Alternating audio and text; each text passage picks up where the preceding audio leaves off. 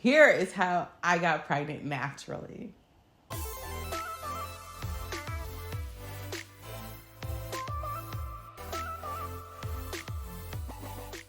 Getting pregnant is no joke, especially when you're trying to get pregnant, and a negative pregnancy test can literally like sink your self-esteem, sink your hope, sink your faith, all that stuff. But it can happen, believe me. And this is how I got pregnant. So I would Yoni steam probably for the last, at the time, the last 2 years, like at least once a week. I was not Yoni steaming with the thought process like I'm going to get pregnant. But the herbs that I put in the Yoni steams, it just depended on where I was. So like a year before I got pregnant, I spent that particular year wanting to rebalance and like detox a lot. So I would take herbs that I knew detox the body and put in the Yoni steam and also in the Yoni teas. And also I would use the Yoni detox pearls. Because the Yoni detox pearls, they have a way of like kind of pulling the toxins right out the body. I mean, you see it, right? Remember I told you with the Yoni detox pearls, when you put them in the body, it does not work without water. It has to flush everything out your system. The Yoni detox pearls are great for shrinking fibroids. They're great for removing yeast, bacteria, and helping you rebalance your hormones, which is essential, specifically the hormones, essential for getting pregnant. Because if your hormones are all out of whack, then you have to think about ovulation time. That's probably going to be out of whack too. So I did that for like a year, particularly the Yoni steaming. I liked because it was just so calming. And it kind of gave me time to talk, pray, hope, visualize what my life would be like when I had my baby. So within that year, and probably up to the 6-month mark, so I got pregnant.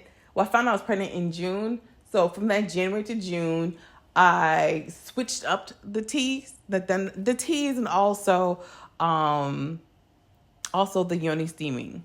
I used this, what I call the pregnancy prep. And the pregnancy prep Yoni steaming, those herbs specifically focus on balancing the hormones and preparing the body for pregnancy. It helps with the uterus to be able to be prepared to carry that whole time. It helps the fallopian tubes be nice and open and clean so that, swimmers come through smoothly and fertilize the eggs. Also, those herbs help with the eggs. Now, we have X amount of eggs. Our eggs, obviously, we don't keep the same amount from the time we're born up until like we're in our like 90s. So I'd like to focus on, some people, they're able to kind of freeze their eggs to keep them, fresh. But those herbs that I use specifically for the pregnancy prep, it also does the same thing. So I ain't got the money to be out here freezing eggs and then unfreezing them and all this other stuff, which is probably not a bad idea if you think about it. If you're in your 20s and you're like, I've got these fresh good eggs. If you can't freeze them, I say do it. But if that's not where you are right now, then don't worry about it. The Yoni steaming pre-prep Yoni steam, I use that. I would use that from that January up until that May. And lo and behold, I did do acupuncture and I did cupping, but I would do that probably once a month. Because it's expensive, you know what I mean? So I focused more on the teas and the Yoni steaming and what was in the herbs. I studied a lot of what goes in some herbs that help fertilize the body better. And it was, for me, it was beyond getting pregnant. It was staying pregnant, because I unfortunately had 3 miscarriages prior to the 4th pregnancy. And I could not get out of between that 6 to 8 week mark. And so I needed to prepare my body to carry beyond that. So that means that uterus had to be strong. The fallopian tubes had to be good. My ovaries needed to be strong. I'm talking my reproductive system had to be A1, ready to go. And that's what I spent that prior year basically trying to remove every toxin in there. That included fibroids and cysts and polyps, things like that. Like, I had to try to cleanse my body of it, shrink them as much as possible, get rid of them if I could. And that was a part of the pregnancy prep, which is what I liked about my Yoni steaming, because that's exactly what it did. That's exactly how it helped.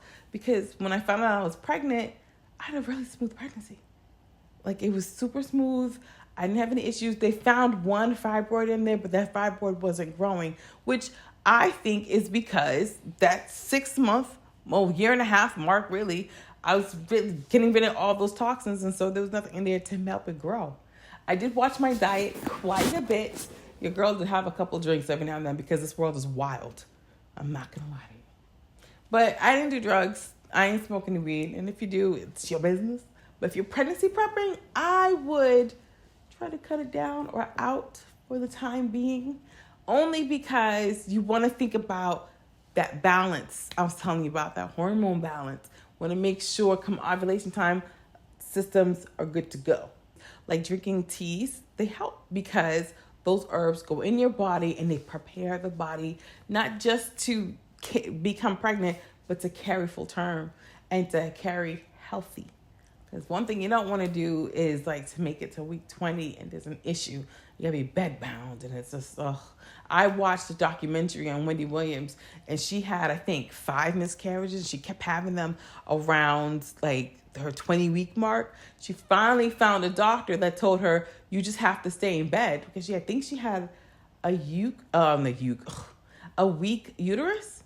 So when she hit that 20-week mark, she had to stay in bed because, the uterus couldn't, I guess, the bigger it got, the more complicated issue she had. And that's why she had her son. So she stayed in bed. I believe she had her whole radio show, like, in her bed. Like, because at the time, I don't think she was on TV, obviously. But at the time, she was on the radio. So they had to get her all set up at home because she was bedbound, okay? But she was able to carry full term. But this is what happens when, your body may not be ready to carry full term. Preparing, that's that pre-pregnancy prep stuff. So I am such an advocate on the Yoni steaming prior to your pregnancy. So the pre-pregnancy prep should include Yoni steaming and Yoni teas and detoxing. Sure, have some acupuncture if you can afford it. I do that like once a month, and some cupping, things like that to go with your acupuncture. Just depends on the cost and where you are financially. Yoni steaming, it depends. You can go somewhere to Yoni steam, or you know me, you can do it at home. I will send you those herbs, girl. I do not play, and they're affordable. And I would always say Yoni steam at least twice a month, and don't do it when you realize like you're about to ovulate and those 2 weeks afterwards. Because if you get pregnant and you're out here putting the hot steam up there, that can mess it all up. So don't do that. So when you find out you're ovulating, if you want to Yoni steam the day of, and then get down. That's the last time you're going to see him until you take a pregnancy test. Sound good? If you have any questions, I'll let your girl know. In the meanwhile, check out yonimac.com. I go into a lot more details on there on the different type of Yoni steams you can get. There are some Yoni steams that are there for girls with, like myself, that have PCOS. There's some for girls with endometriosis, heavy bleeding, fertility help, all that jazz. And then there's just some that are just for like good times. Rebalancing and just Yoni steaming. Check out the teas if you need to. Yoni detox pearls and prepare the body for whatever you need it to do. Sound good? If it sounds good to you, hit the subscribe button. And meanwhile, again, check yonimac.com. I will see you there. Until next time.